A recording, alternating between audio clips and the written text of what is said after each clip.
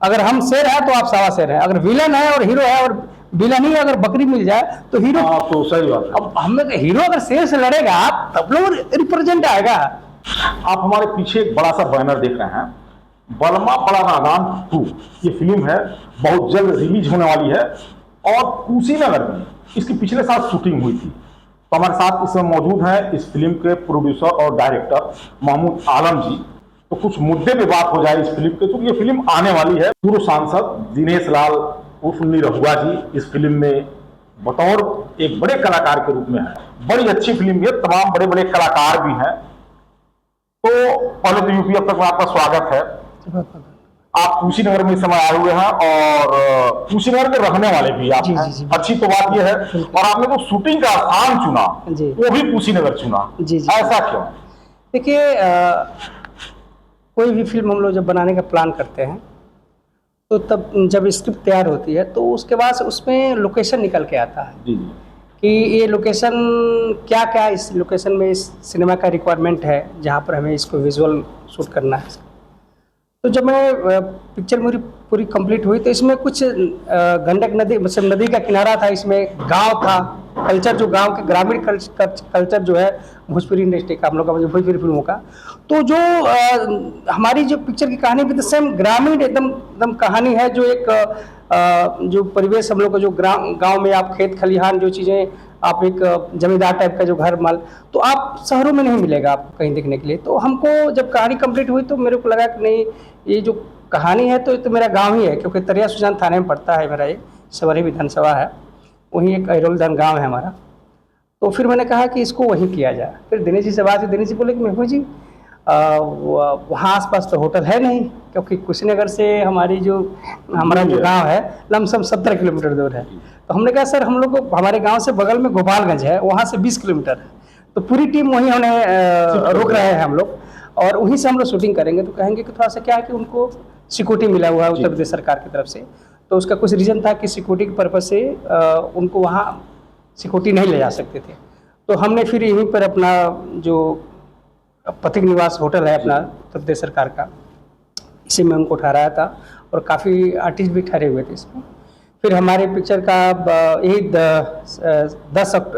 1 अक्टूबर 2024, और मुझे लगा कि अब 1 महीने के बाद तो आ ही जाएगा। तो आपने एक सवाल अच्छा किया कि इतना टाइम भी क्यों लगा। भाई 1 अक्टूबर को शुरुआत हुई 2024 में, ये सितंबर चल रहा है, अक्टूबर आने वाला है, बस 1 मिनट।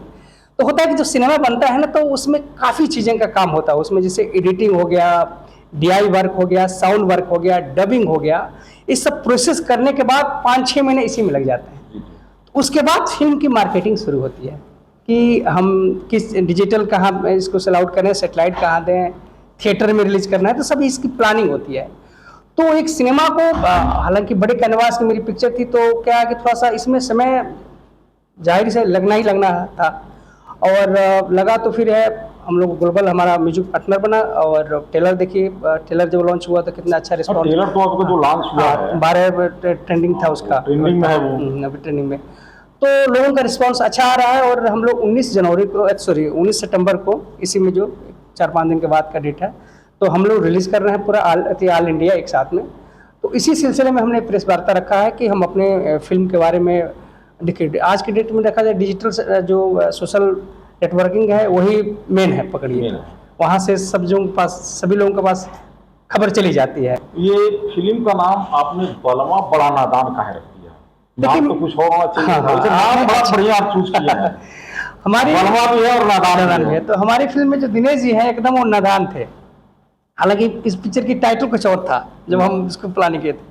बाद में जब हम लोग डिस्कस कर रहे थे तो दिनेश जी कहा कि आपका जो कैरेक्टर है भोला एकदम नादान है, हीरो तो वही है ना, बलमा है, बड़ा नादान है। उसके एक समझ लीजिए कि दादी पोते की समझ लीजिए एक प्रेम कहानी है, प्रेम का मतलब कि ताकि भाई मैं बुजुर्ग हो चुकी हूँ, बेटा मेरा 50 साल का हो गया, शादी नहीं हुआ, तो एक अच्छी लड़की मिल जाए। तो एक जो दादी पोते की, हाँ पूरा एकदम भरपूर है। और सारी चीज़ें तो हम लोग मीडिया में कह नहीं सकते, दर्शक को चाहिए। हाँ, वो सारा मैं चाहूँगा कि इस पिक्चर में हर चीज़ है। आप जब आइएगा तो आपको कॉमेडी भी मिलेगा, गाने अच्छे मिलेंगे, और जो उसमें वल्गैरिटी बिल्कुल नहीं है हमारे सिनेमा में। और सबसे पारिवारिक है, हाँ एक पारिवारिक फैमिली है, और हमने उसी हिसाब से बनाया है। और मैं चाहूँगा कि जितने भी हमारे भोजपुरी दर्शक लोग हैं 19 को थिएटर में लग रही है, अपने नज़दीकी सिनेमाघरों में जाएंगे और मेरी पिक्चर को देखें और अपना जो भी प्यार आशीर्वाद है अपने देखने के माध्यम से इसको दिया कुछ जाए। दर्शकों को बताएंगे अपने फिल्मी दुनिया के सफर के बारे में। देखिए सफ़र की शुरुआत करें तो एक सामने बैठे हुए मनोज द्विवेदी जी, देखिए यहीं के हैं, हमारे ताजनगर के ही आर्टिस्ट हैं। हम लोगों ने शुरुआत की थी 2002 हो गया, दो या 3 का, जब ससुराल वाला पैसा वाला शूट चल रहा था। उस समय हम लोग लोकल में यहाँ पर जो भी फिल्में होती थी तो एज असिस्ट भी करता था मैं, डीओपी में अच्छा था, तो म्यूजिक एल्बम भी हम लोग शूट करते थे। तो वहाँ से एक नहीं होता, एक लगन जो होना चाहिए कि एक लगन हुआ तो इसमें और आगे किया जा सकता है काम। तो फिर कई फिल्मों में असिस्ट किया। फिर मैंने जो एंटरटेनमेंट चैनल पहला आया था भोजपुरी का महुआ चैनल, महुआ, तो तब तक वहाँ एक रास्ता मिल गया तो वहाँ ज्वाइन कर लिया। फिर 2008-9 से फिर कंटिन्यू हम सिनेमा लाइन में जुड़ गए। अब तक कितनी फिल्में आपकी आ चुकी हैं? लमसम मेरी ये 11वीं पिक्चर है जी। हाँ। और उसके पहले मैंने टोटल 10 पिक्चर थी, लेकिन इसके लिए 11 पिक्चर हो रही है अभी 2 पिक्चर फिर हम लोग शूट करने आगे तैयारी है? हाँ तैयारी, मतलब अगले महीने में ही हम लोग 2 पिक्चर कर रहे हैं। एक रिलीज हो रहा है तो हाँ, फिर अगले की तैयारी अभी 2 पिक्चर हम लोग एक साथ में, अग्निफेरा और भागलक्ष्मी हम लोग शूट करने जा रहे हैं उसको भी। कुछ और हमारे दर्शकों से आप कहना चाहेंगे अपनी जी फिल्म के बारे में? बिल्कुल, देखिए मेरे जीवन का मतलब वही शुरुआत था कि नहीं होता है कि आदमी जब गांव में रामलीला होता था, जब मैं मेरे ख्याल से 6वीं क्लास में 7वीं क्लास में पढ़ता था, तो वहाँ से मेरे गुरु जी थे, नक्शेदू पंडित बोलते हैं उनको, तो और थे और लोग भी जो एक राजमल माट साहब थे। तो जब नाटक उटक का तो कुछ प्रोग्राम होता था तो बड़ा उसमें मैं इंटरेस्ट लेता था, मतलब कुछ चीज़ को कैसे डायरेक्शन में कैसे करना है। जैसे रामलीला भी होता था उसमें हम लोग कैसे क्या, तो लोग बोलते थे महमूद बड़ा क्रिएटिव करता है, कुछ ये हनुमान जी क्या बोलेंगे तो इस पर क्या हो सकता है। तो वहाँ ये नहीं होता है कि जब एक कहावत है कि जब बच्चा कैसा है वो दूध के पालने में उसका पूरा नजर आ जाता है। तो वहाँ से एक शुरुआत हुई और फिर धीरे धीरे समय बदलता गया और संघर्ष जारी रहा। और मुझे लग रहा है कि 18-19 साल मेरे को इंटरेस्टिंग हो गया काम करते हुए और चल रहा है, और आप लोगों का दुआ आशीर्वाद से सब कुछ अच्छे से चल रहा है। ये बलमा बड़ा नादान है, इसमें कौन कौन मुख्य हीरो हैं, कलाकार हैं? हाँ, मैं मुख्य कलाकार में मेरे दिनेश यादव निरवा जी हैं जो भोला के कैरेक्टर कर रहे हैं, इसमें मेन हीरो हैं। ऋचा दीक्षित हीरोइन है, मनोज टाइगर हैं, मनोज द्विवेदी जी हैं, संजय पांडे जी हैं, अनूप अरोड़ा जी हैं, नीलम जी हैं, तेज जी हैं, और अपना विनोद मिश्रा जी हैं। हमारे विलन जो हैं यहाँ के डुमरिया के निवास रहने वाले हैं अपना विजय गिरी जी, विजय महादेव के बड़े कलाकारों को तो आपने कैप्चर कर लिया इस फिल्म में। जी बिल्कुल बिल्कुल, क्योंकि देखिए होता क्या कि जब सिनेमा जब स्क्रिप्ट लिखा जाता है तो उसके बाद स्क्रिप्ट लिखने के बाद तो कैरेक्टर निकल के जब आते हैं तो देखते हैं कि किस कैरेक्टर में कौन सा आर्टिस्ट मेरा फिट बैठ रहा है, तो उस पर हम लोग का फोकस रहता है। तो इसमें आप कहीं भी चर्चा होता है इस पिक्चर का तो सब लोग कहते हैं कि आपने जो कैरेक्टर अच्छे सब मार्केट के उठा के रखे हैं आपने। हमने कहा कि उसकी डिमांड थी, क्योंकि देखिए जब सिनेमा बनाया जाता है ना, तो सिनेमा बनाया जाता है तो उसमें आप नहीं सोचेंगे कि इनकी जगह पर इनको रख लें, फिर वो पूरी कहानी मर जाती है। जो कैरेक्टर प्ले करने वाला है अगर उस कैरेक्टर में अगर एक नॉर्मल भी अगर आर्टिस्ट देते रहे तो वो फिर परफॉर्म प्रॉपर नहीं मिल पाता है। वो काउंटर क्या है, देखिए फिल्म लाइन क्या होता है कि अगर हम शेर है तो आप सवा शेर है, अगर विलन है और हीरो है और विलन ही अगर बकरी मिल जाए तो हीरो। तो सही बात है। अब हम लोग हीरो अगर शेर से लड़ेगा तब लोग रिप्रेजेंट आएगा, तुम शेर तो मैं सवा शेर, यही होता है ना। तो उस हिसाब से कास्टिंग एक बहुत मस्ट पिक्चर के लिए होता है कि कास्टिंग आप प्रॉपर जो रोल है उसके हिसाब से आर्टिस्ट को फाइनल कीजिए, तभी प्रॉपर फिल्म बन पाती है। इसमें तमाम भोजपुरी जो फिल्में हैं जी किस तरीके से मर रही हैं जी कि परिवार के लोग एक साथ बैठ कर नहीं देख सकते। नहीं ऐसी बात नहीं, आज की पूरा कुछ ऐसी नहीं ऐसे देखिए गाने, देखिए यही एक विडंबना है, मैं बता रहा हूँ आज। अच्छा आपने सवाल अच्छा उठा लिया। देखिए म्यूजिक एल्बम एक अलग साइड है और सिनेमा एक अलग साइड है। आप सिनेमा में देखिए जितनी भी फिल्में बन रही हैं तब साफ सुथरी जो चैनल जितने हैं, आप 4-5 चैनल जो सेटेलाइट के चैनल आप देखिएगा, घर की कहानी है, पारिवारिक कहानी, फैमिली कहानी, ये सब आ रही है।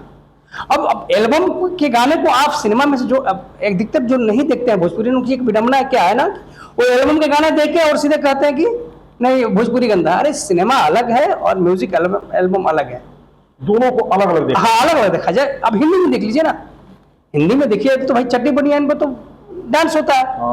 हमारे सिनेमा में आप तो शुरू से लगा तक कभी देखा होगा आपने, घाघरा चोली हीरो कोई आइटम नंबर भी करेगी तो घाघरा चोली पहनेगी, वो कभी बिकनी पर नहीं करती है। लेकिन क्या है ना कि मंदिर का घंटा है भोजपुरी आओ और ठक से बजा दो। एक नहीं गाँव में कहावत होला कि जे वो हमरा के मंदिर का घंटा समझ लो जी और तो आपको बजा के चले जाते जो है वो वो हाँ, अपनी कमियों को देखिए, जितना वल्गैरिटी हिंदी सिनेमा में भी रहा है ऐसी बात नहीं है, क्योंकि वो देखिए इसकी गलती भी ऑडियंस की है। आप क्यों देखते हो? आप सवाल उठाते हो तो मत देखो ना। अभी एक गाना बढ़िया डालो, एक बहुत अच्छी गाना एक मैंने देखा हूँ, मैं दिनेश जी का ही गाना था कि बहुत अच्छा गाना था वो, क्या नाम उसमें वो गाई थी अपना, बहुत प्यारा गाना था, मुझे याद नहीं आ रहा, वो इतना अच्छा गाना है, ठीक ना, और उसकी व्यूवर कम थे। और एक रसदार गाना था खेसारी भाई के, मैं देखा कमरिया वाला भी जब व्यूवर देखिए, उसकी व्यूवर देखिए, तो बताइए गलती किस में है? कहीं कहीं दर्शकों में है, और जो दर्शक पसंद करें वो लोग परोस रहे हैं वो। तो वही तो कह रहे हैं ना कि जब जो आप जो डिमांड कर रहे हो, तो आप जब अच्छा चीज है आप नहीं देखोगे, उसके बाद कहोगे कि भोजपुरी गंदा है, ये तो आपकी बेवकूफी है। हाँ, मैं मानता हूं कि हर ऑडियंस की एक अपनी आजादी होती है, कोई भी कंटेंट चुनने का, देखने का, वो अपनी आजादी होती है कि मुझे ये चीज अच्छा लग रहा है मैं ये देखूंगा, क्योंकि अपना संविधान जो भी है हम लोग को इजाजत देता है कि हम, हमारी आजादी है कि हम कुछ भी देख सकते हैं, कुछ भी पहन सकते हैं, उसमें किसी का कोई आपके ऊपर दबाव नहीं है। दो चार गाना हम चलिए अच्छी चीजें बना भी देते हैं, फिर भी आप नहीं देखते हैं, पैसा मेरा डूब जाएगा, तो हम कब तक क्या करेंगे? थोड़ा सा हम तो सरकार तो है नहीं ना कि भाई चलो उसको एक मुहिम बना के उसको लंबा हम चलाएं। हम तो एक कंपनी वाले यहाँ बनाए, अगर नहीं बना, 1 करोड़ डूब गया तो 1 करोड़ कमाने में समझिए कितने साल लगते हैं। कहना और करने में बहुत फर्क होता है। तो इसीलिए चीजें बहुत बदल गई हैं। आप देखिए यूट्यूब पे जाके देखिए, जितनी भी फिल्में हैं, जो सास बहू वाली फिल्में जो चल रही हैं, फैमिली ड्रामा चल रही है, कितनी व्यूवर है उसके। वो भी एक वर्ग है जो देख रहा है, और भी एक वर्ग है कि गाने भी देख रहा है और सिनेमा भी देख रहा है। तो बदलाव बिल्कुल बदलाव हुआ है, और बहुत बड़े पैमाने पर बदलाव हुआ है। और सबसे ज्यादा देखा जाए तो हिंदी के बाद भोजपुरी एक ऐसा लैंग्वेज है कि जिस पर जो गल्फ कंट्री में भी लोग रहे हैं वहां भी देख रहे हैं, वहां डॉलर से पेमेंट बन रहा है। तो इतना चीजें आप देखिएगा तो मैक्सिमम जितने अपने मेरे स्टार हैं अपने भोजपुरी के, जितने चाहे पवन जी हो गए, चाहे खेसारी जी हो गए, चाहे नील कमल जी हो गए, चाहे दिनेश जी हो गए, जितने भी सर्कल के अपने आर्टिस्ट हैं, सब लोग आज डिजिटल ने इसको इतना प्रमोट कर दिया आगे कि चीजें होंगी। लेकिन मेरे कहने का मतलब है कि आप यूट्यूब का, कोई कहता है कि यूट्यूब और कमाई हो, यहाँ दुख, दिल में दुख लग जाता है क्या। जैसे हम आए हैं गांव पे तो कहे भैया सिनेमा होंगे, भैया चाचा सिनेमा 19 तारीख को लगा था, तो कि देखे, अच्छा यूट्यूब पर कब आई। अब बताइए इतना बड़ा सिनेमा बनाया है, थिएटर में जाकर देखने का मजा ही बड़ा पर्दा होता है, उस पर देखने का मजा ही कुछ और है। और आप कहेंगे मोबाइल कब आई हो, वो दौर, तो थोड़ा सा दिल दौर खत्म हो रहा है धीरे धीरे सिनेमा में लोग जाएंगे देखने के लिए। लेकिन क्या है ना कि वो जाना नहीं चाहते, उनको फ्री कंटेंट मिल रहा है ना, उसका भी जिम्मेदार हम ही है कि हम फ्री में जब कंटेंट दे रहे हैं तो पैसा लगाने के लिए सोचता है कि मैं क्या करूं जाऊंगा। लेकिन जो पर्दे का मजा है, आप एक छोटा सा नहीं मिलेगा, इतने में और इतने में बहुत फर्क है कि नहीं है।